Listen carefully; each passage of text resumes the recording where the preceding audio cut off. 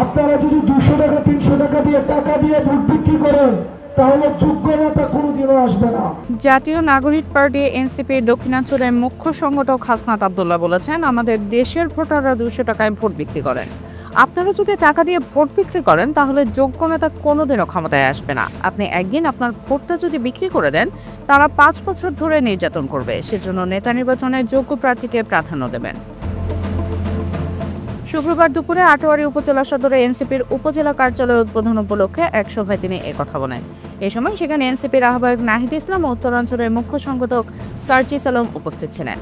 সার্জিস আলমকে আটোয়ারীর যোগ্য সন্ধান উল্লেখ করে হাসনাত আব্দুল্লাহ বলেন, গণ অভ্যুত্থানে তার যে অবদান রয়েছে, পরবর্তীতে আটোয়ারী উপজেলার প্রতি ওনার যে আত্মত্যাগ, সবসময় আটোয়ারী নিয়ে ওনার চিন্তাভাবনা।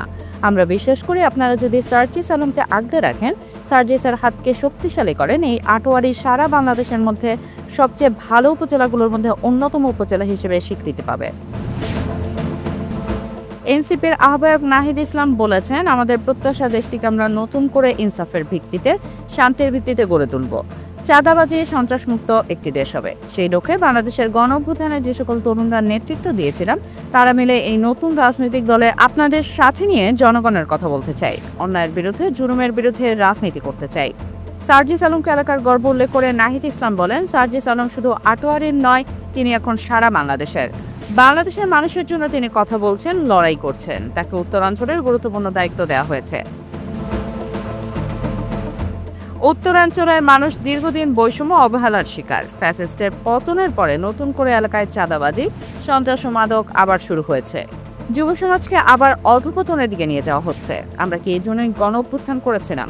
শুধু আটোয়ারী নয়, বাংলাদেশের প্রত্যেকটি উপজেলায় একটি বৈষম্যহীন মাদক ও সন্ত্রাসমুক্ত এলাকা গড়ে তুলব। দলীয় কার্যালয় উদ্বোধনের সময় এনসিপি ও জাতীয় যুব শক্তির কর্মী সমর্থকরা উপস্থিত ছিলেন। পরে পদযাত্রা নিয়ে নেতারা ঠাকুরগাঁওয়ের উদ্দেশ্যে আটোয়ারী উপজেলা ছেড়ে যান।